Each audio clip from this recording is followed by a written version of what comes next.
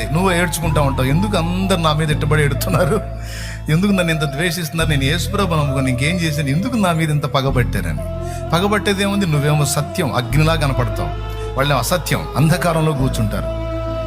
ఖచ్చితంగా నువ్వు వాళ్ళ కళ్ళలో పడేది ఖాయం, వాళ్ళు నిన్ను ద్వేషించేది ఖాయం, నీ మీద సూటిపోటి మాటలు కల్పించేది ఖాయం, చెప్పుకునేది ఖాయం, నీ మీద నీ గురించి నలుగురిలో ఆరడిపరిచేది ఖాయం. అవి చూసుకొని నువ్వు ఏడిచేది కూడా ఖాయం. నేను చెబుతున్నా, అస్సలు లెక్క చేయొద్దు. నిన్ను చూసి 2 తలకాయల దగ్గరికి వచ్చినాయి అంటే నవ్వుకో నువ్వు అంతే. దేవునికి స్తోత్రం, హల్లెలూయా. ముఖ్యంగా పురుషులకి స్త్రీలకి అందరికీ చెప్తున్నా, నువ్వు సిగ్గుపడద్దు. కానీ నువ్వు కనపడితే మాత్రం వాళ్ళకి ఒక అగ్నిలాగానే ఉంటుంది.